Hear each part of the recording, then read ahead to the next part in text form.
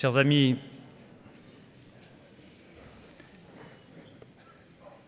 j'ai la tâche que je n'appellerai pas lourde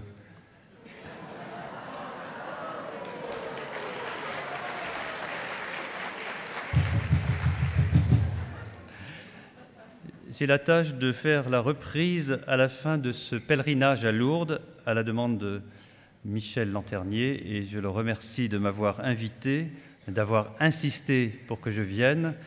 Et voilà, je vais maintenant simplement avec vous partager ce que j'ai pu entendre, recevoir moi-même. Il me semble qu'il n'est pas nécessaire de faire une synthèse. Chacun va repartir de Lourdes en ayant reçu sa part. Et je crois que nous avons tous reçu notre part et que nous repartons tous joyeux, apaisés et confortés dans ce que nous vivons dans la société Saint-Vincent de Paul. Je me présente très brièvement pour simplement vous présenter ma participation à la société.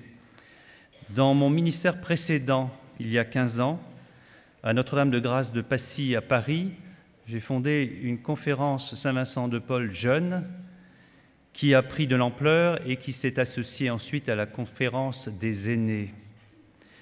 Voilà comment j'ai connu les conférences Saint-Vincent de Paul, sans trop bien connaître encore Frédéric Ozanam.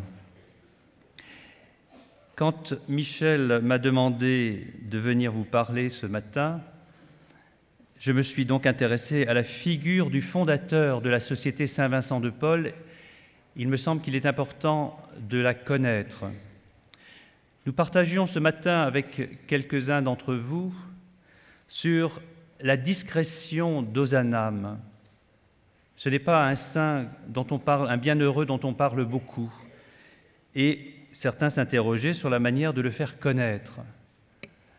Mais en fait, il ne s'agit pas de faire connaître Frédéric Ozanam, il s'agit de poursuivre l'œuvre que le Seigneur lui a inspirée, parce que l'œuvre d'Ozanam est une œuvre d'évangile, c'est une œuvre d'Église et c'est la mission de l'Église.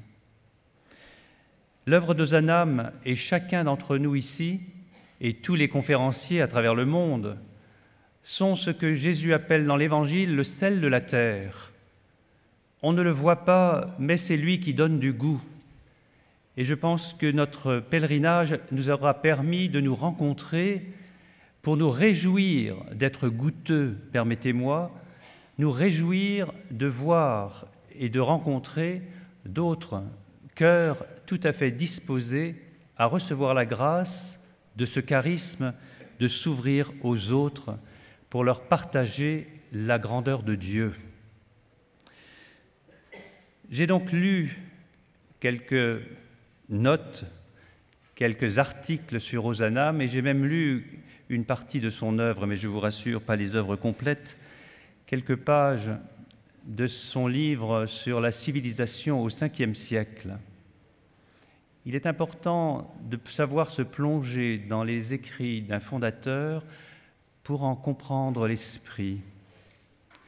Je ne vous redonnerai pas tout ce que j'ai pu retenir de cette lecture, mais j'y ai découvert la grandeur d'un homme qui a essayé, à partir de son talent, parce que c'est un intellectuel, un historien, il a voulu montrer comment le christianisme avait changé l'histoire. Je pense que c'est dans cet esprit-là que nous devons poursuivre nous-mêmes nos actions.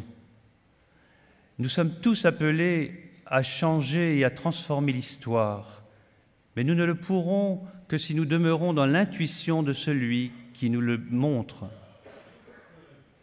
Ozanam était un homme de foi, et c'est d'abord en demeurant nous-mêmes dans la foi que nous saurons demeurer de vrais apôtres pour le Seigneur. Ainsi écrit-il un jour, « Je promis à Dieu de vouer mes jours au service de la vérité qui me donnait la paix. » Certainement que la paix dont il parle là est celle que nous éprouvons nous-mêmes aujourd'hui au terme de ces quelques jours ensemble à Lourdes. La foi de Frédéric Ozanam est grande, mais il a cette caractéristique qu'il nous faut également adopter, c'est l'humilité dont nous avons évoqué l'importance au cours de ces jours et de ces tables rondes. Ozanam était un humble parce qu'il mettait sa foi en Dieu, il vivait de Dieu et savait observer les témoins de Dieu. Ainsi avait-il quelques saints vers lesquels allait sa prédilection. À ma grande joie, évidemment, puisque j'en porte le nom, sa prédilection allait à saint François d'Assise, pour son âme de poète, et c'est ce que nous devons garder nous-mêmes, et plus encore pour son amour de notre Seigneur. Et la deuxième prédilection pour un saint est bien sûr celle pour saint Vincent de Paul, pour la charité dont l'exercice remplissait sa vie et pour son humilité. Si nous voulons vraiment œuvrer pour le Seigneur au sein de la Société Saint-Vincent de Paul, il nous faut savoir regarder, comme Ozanam le faisait, les saints. Et il explique pourquoi il est important de regarder les saints. D'abord, il rappelle que le christianisme fait de l'espérance une vertu. Et cette vertu doit être la nôtre, et nous ne devons jamais la perdre. Et voilà ce qu'il dit. « Gardez-vous, gardez-vous de désespérer de votre siècle. Arrachez-vous à ces découragements qui renoncent à rien entreprendre quand ils assistent à la décadence de la France et de la civilisation et qui, à force d'annoncer la ruine prochaine d'un pays, finissent par la précipiter.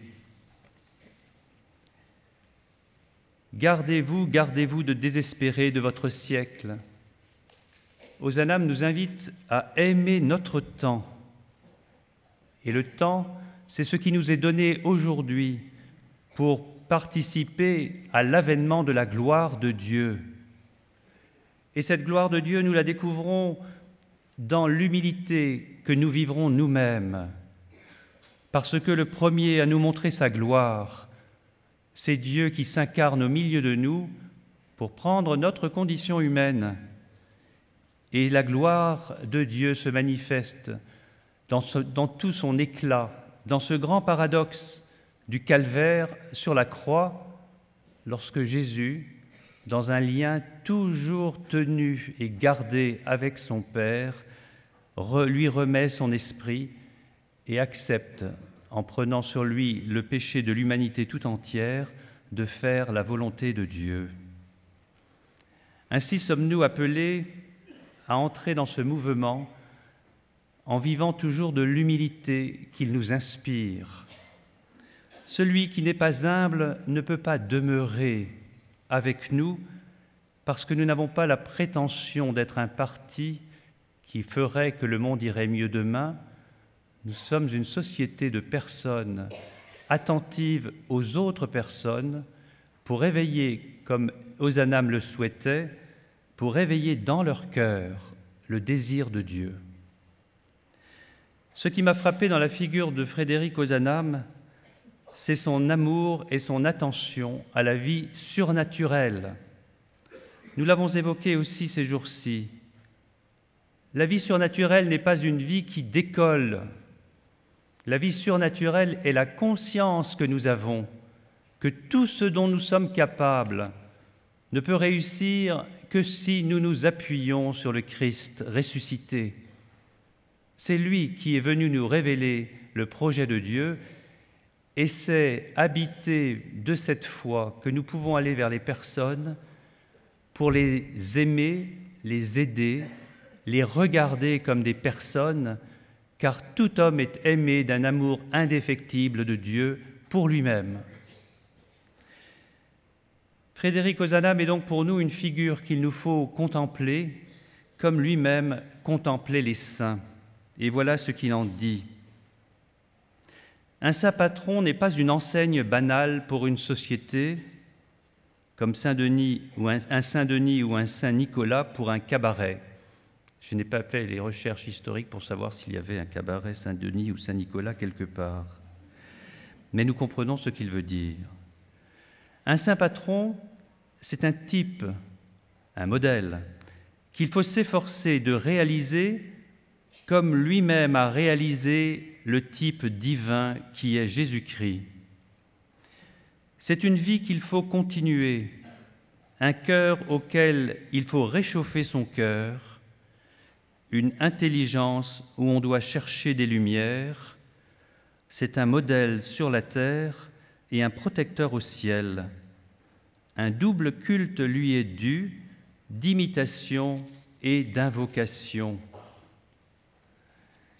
Voilà l'objet surnaturel que Frédéric Ozanam propose à ses camarades et qui est de tous les temps. Contempler un saint, ce n'est pas l'idolâtrer, c'est simplement repérer en lui la présence du Christ pour qu'à mon tour, je la découvre en moi.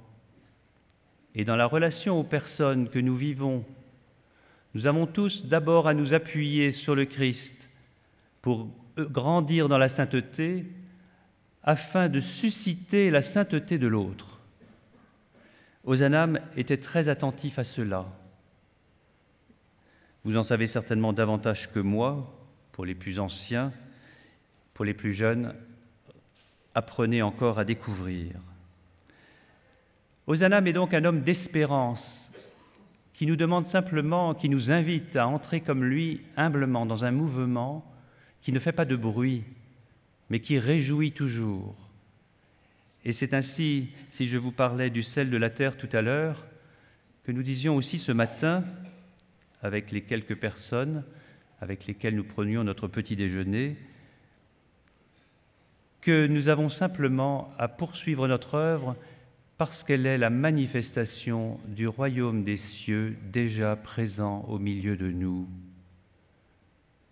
Et ceci n'est pas une parole pour nous vanter d'être meilleurs, mais ceci est une prise de conscience que lorsque nous laissons la bonté dans son élan tel que Dieu nous la donne dans le cœur, surgir en nous, alors nous pouvons la semer et c'est l'Esprit Saint qui la fera grandir. Frédéric Ozanam est donc quelqu'un qui s'est réjoui d'être né à une époque où peut-être il y aurait beaucoup de bien à faire. Et nous voyons l'actualité de son message et de son intuition comme l'actualité même de l'Évangile. Jésus n'a-t-il pas envoyé les 72 pour annoncer le royaume ? Et 19 siècles plus tard, n'a-t-il pas encore envoyé un disciple pour inciter les autres à annoncer ce royaume ? Et ainsi de suite, frères et sœurs. Et aujourd'hui, c'est à nous qu'il revient d'annoncer ce royaume sans prendre parti pour qui que ce soit, mais en nous appuyant toujours sur celui qui est notre source de vie, le Christ lui-même. Il y a donc 3 axes que nous pourrions reprendre chez Frédéric Ozanam et qui correspondent à 3 points que j'ai relevés pendant ce pèlerinage. Dans son humilité, Ozanam vit l'abandon à Dieu. Et voilà ce qu'il dit. Les plus grands hommes sont ceux qui n'ont jamais fait le plan de leur destinée. Un peu de confiance au Père céleste, sans la volonté duquel pas un cheveu ne tombe d'une tête humaine. Voilà l'humilité dans laquelle nous pouvons avancer. Voilà ce qui nous est parfois difficile, parce que nous aimerions, et ça c'est une réalité humaine, mais n'en désespérons pas, puisque nous parlons d'espérance. Nous aimerions tellement voir les choses se réaliser enfin. Mais l'humilité consiste non pas à vouloir aboutir. L'humilité consiste, comme nous l'avons entendu ce matin dans les lectures, à être serviteur et demeurer toujours fidèle au Maître. C'est le Maître qui nous envoie et c'est lui qui connaît le plan. Frédéric Ozanam a encore une autre caractéristique que j'ai déjà énoncée tout à l'heure, c'est son optimisme surnaturel. Et voilà ce que je relève dans ses paroles. « Garde-toi du découragement, c'est la mort de l'âme. » Et puis encore, « Prends l'habitude de voir le mal autour de toi sans être ébranlé. » Nous pouvons méditer cela, le prendre pour nous, et toujours entendre ce qu'il dit en nous appuyant sur le Christ.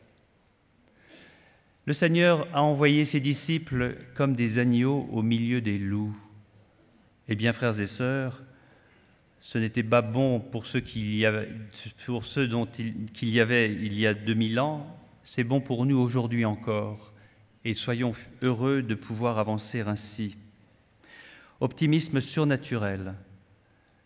Ce n'est plus un mot qu'on utilise beaucoup aujourd'hui, mais sachons le laisser résonner pour comprendre que ce que nous vivons est surnaturel, parce que ce qui est surnaturel est de Dieu. Et dans l'accomplissement de la charité, nous faisons l'œuvre de Dieu, et nous devons nous en réjouir, et nous devons rendre grâce. Et c'est ainsi que le troisième point que je relève chez Frédéric Ozanam, et qui fait suite au précédent, c'est l'attention à l'aspiration de l'homme. Je le cite, « Le premier besoin de l'homme, ce sont les idées religieuses. Le cœur a soif de l'infini. » Les idées religieuses, bien sûr, ce ne sont pas les slogans que l'on pourrait écrire. Les idées religieuses, telles qu'il l'exprime lui-même dans son texte, c'est de la pensée de Dieu. Et nous devons être attentifs à cette soif infinie du cœur de l'homme, la soif de l'infini. Tout homme a soif de Dieu.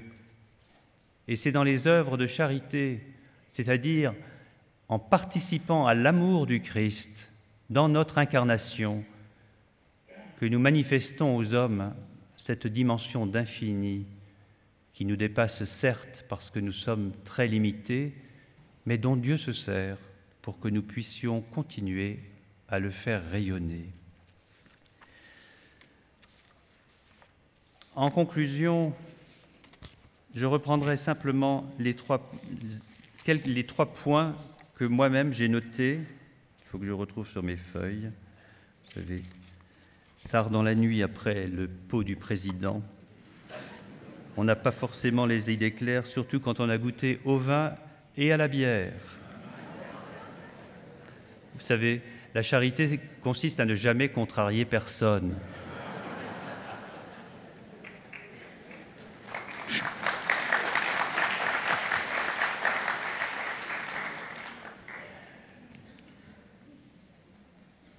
Il y a un point qui m'a réjoui et qui a été évoqué, c'est la dimension prophétique de la Société Saint-Vincent de Paul. Et je vous assure, frères et sœurs, qu'en disant ça, je le dis humblement, je n'ai pas l'intention de créer un parti comme je l'ai dit à l'instant. La dimension prophétique, c'est-à-dire la dimension d'annonce.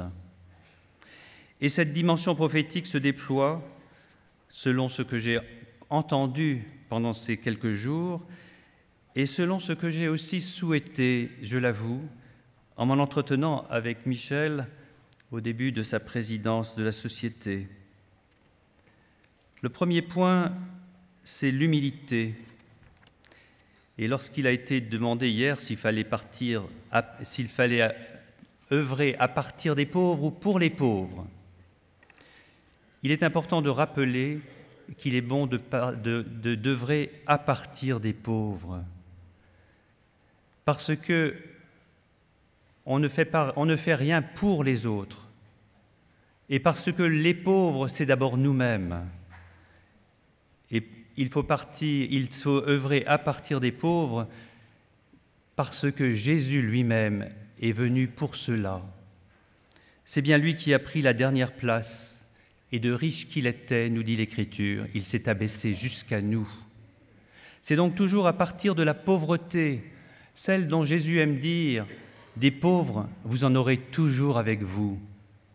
Imaginez, frères et sœurs, si nous étions une société anonyme, quel profit nous pourrions faire d'avoir toujours des pauvres avec nous. Mais cela n'est pas le propos. Il s'agit donc de continuer humblement notre tâche à partir des pauvres en les regardant comme des personnes, comme Marie a regardé Bernadette, comme nous devons nous regarder les uns les autres et comme Jésus lui-même nous regarde. Le deuxième point, qui a été évoqué et qui me semble très important, c'est la communion. Le cœur à cœur que nous devons vivre. La communion n'est jamais facile, et pourtant, c'est dans la communion que nous sommes tous appelés à entrer. La relation du cœur à cœur est celle qui transforme l'autre. Évidemment, comme il en a été question dans nos fraternités le premier jour, quand on parlait des ennemis, beaucoup ont un petit peu réagi. L'ennemi, ce n'est pas seulement celui que l'on trouve sur le champ de bataille. L'ennemi est celui qui me contrarie. Et vous savez, je parle en tant que prêtre. Je ne suis pas marié. Les couples sauront s'y retrouver. Moi, je m'y retrouve déjà avec mes confrères. Nous sommes tous pareils. Vous savez, c'est le cierge qui n'est pas à droite parce qu'il faudrait qu'il soit à gauche, etc., etc. Et c'est dans les petits détails de l'existence que nous pouvons altérer ce qui est essentiel pour nous, la relation du cœur. Nous devons donc veiller à entretenir cette communion parce qu'elle est transformante. Il a bien été dit que l'on va vers le pauvre, on va vers la personne.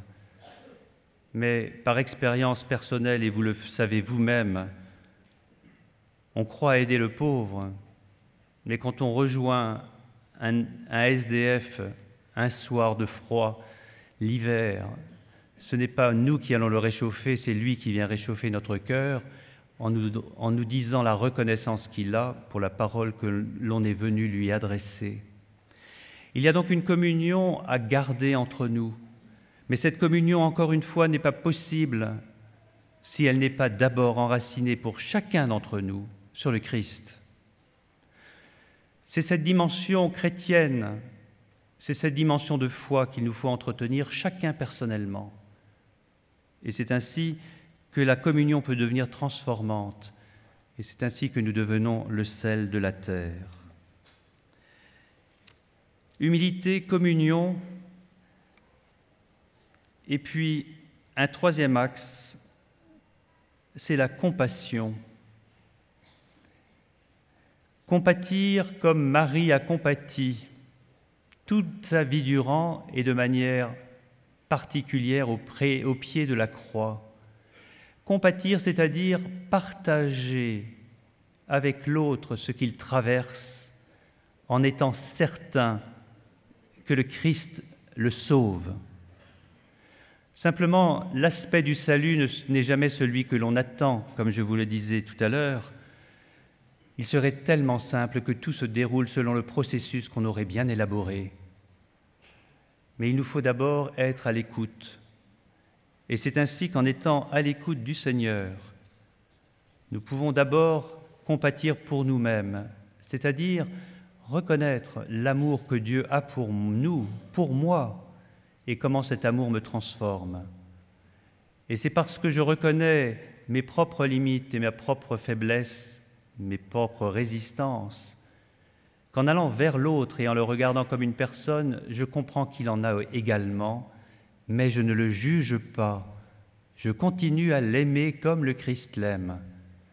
Et c'est ainsi que dans la communion, la compassion vient s'intégrer parce qu'elle est un mouvement de cœur à cœur qui va se dilater dans la mesure où il est appuyé sur celui qui est la source de la vie.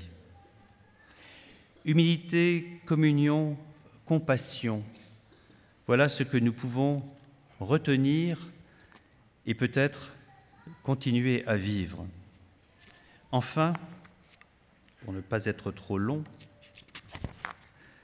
Je voudrais simplement revenir sur les questions qui ont été évoquées pendant ce pèlerinage. Il a été question de la part de la spiritualité dans notre action.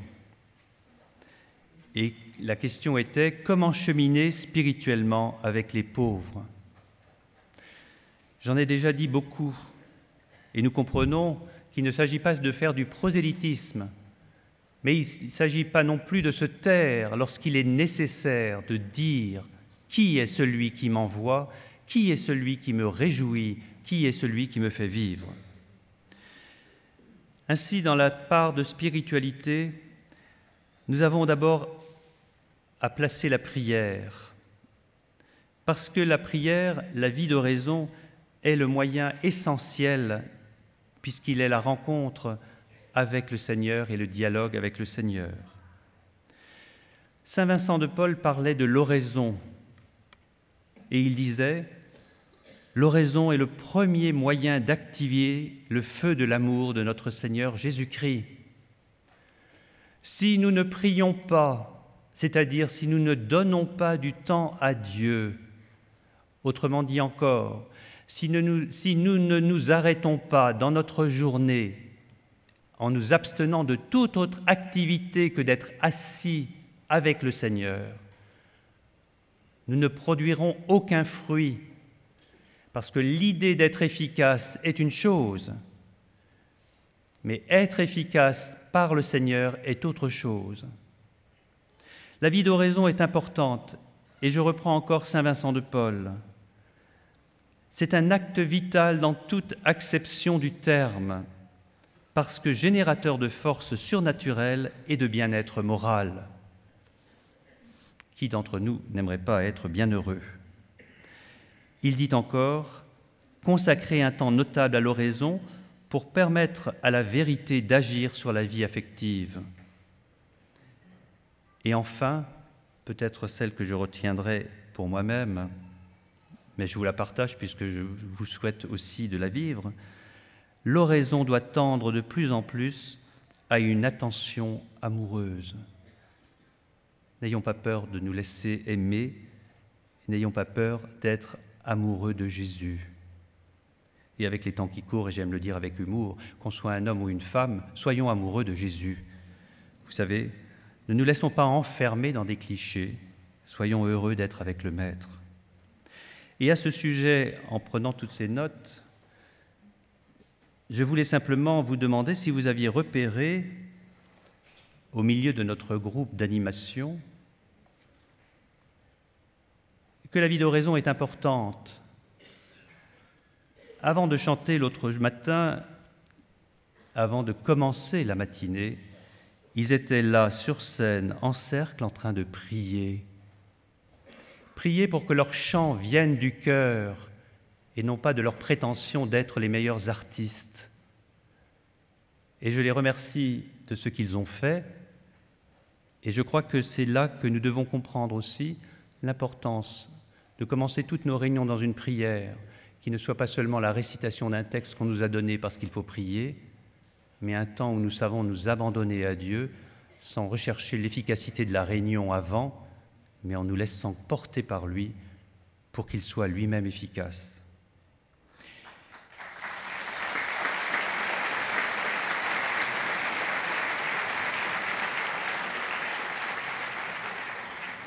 Je vous remercie pour Jésus. Dans la part de la spiritualité, il y a ensuite la lecture de la parole, l'Eucharistie et la réconciliation. Nous ne pouvons pas nous passer de la vie sacramentelle. Et nous l'avions entendu d'un témoignage de quelqu'un qui expliquait que la société l'avait aidé à sortir de sa détresse et de sa misère, mais qu'il portait encore quelque chose qu'il ne pouvait pas donner. Voyez-vous, frères et sœurs, c'est là, d'abord, qu'il nous faut penser à la compassion. Il ne s'agit pas de le forcer à dire ce qu'il a à dire ou ce qu'il porte, mais il y a d'abord à l'aimer avec ce qu'il porte, avec le désir que la grâce, qu'il accueille la grâce que Dieu veut lui donner pour pouvoir être libéré. Voilà notre mission chrétienne. Et c'est ainsi qu'il nous faut savoir attendre avec l'autre le moment où il va s'ouvrir à la miséricorde. Mais nous n'aurons la capacité d'attendre avec l'autre, de compatir avec l'autre, jusqu'à ce qu'il s'ouvre à la miséricorde, que si nous-mêmes nous vivons de cette miséricorde. Et ne nous abstenons pas d'aller nous confesser. Osons le terme, il veut dire ce qu'il veut dire, mais nous savons que ce sacrement est un sacrement qui libère et qui guérit, et même si nous ne savons pas ce que nous devons y dire, nous devons y aller. L'Esprit Saint nous en inspirera déjà quelque chose, et nous en ressortons toujours régénérés et plus grands. Et enfin, la deuxième question qui a surgi ici, je ne sais pas si notre ami Gérard est là. Que dire à un musulman qui aime le christianisme? Ah, frères et sœurs, bien sûr qu'il ne faut pas faire de prosélytisme, mais il y a une réponse à lui donner. Et cette réponse, que j'ai notée quand il a posé la question, et que je lui donne encore, et que nous pouvons nous donner à tous. Que dire à un musulman qui aime le christianisme? Je lui répondrai: continue à être bon et ne mets aucun frein à la bonté. La charité n'a pas de frontières, et il est bon de nous souvenir du message d'Assise. Lorsque Jean-Paul II a convoqué tous les responsables religieux à Assise en 1986 de mémoire, beaucoup étaient effrayés en se demandant si on n'allait pas rentrer dans une sorte de religion mondiale, dans un syncrétisme. Mais l'esprit d'Assise n'est pas de faire du syncrétisme. L'esprit d'Assise, c'était d'inviter tous les hommes à chercher la vérité parce qu'elle se laisse trouver. Et si c'est le chef de l'Église qui a proposé cette démarche, c'est parce que nous donnons un nom et un visage à la vérité, c'est Jésus-Christ. C'est celui que nous devons contempler dans notre raison. C'est celui que nous devons voir agir dans le cœur du pauvre vers lequel nous allons. C'est celui que nous devons voir dans le cœur du désespéré qui ne sait pas encore l'accueillir. Parce que le Christ nous accueille dans tout ce qu'il est, de la crèche à la croix. Mais si le christianisme est si chahuté et rejeté aujourd'hui, c'est parce que la croix n'est pas encore comprise et qu'elle fait peur, parce qu'elle est violente pour celui qui s'en tient à l'aspect extérieur de ce qu'il voit. La charité n'a aucune frontière, et c'est ainsi que nous devons avancer. Et je vais conclure, et je cherche ma feuille parce qu'il y en a quelques-unes.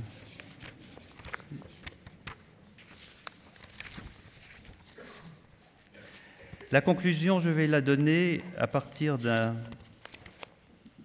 homme de littérature, d'un homme de lettres.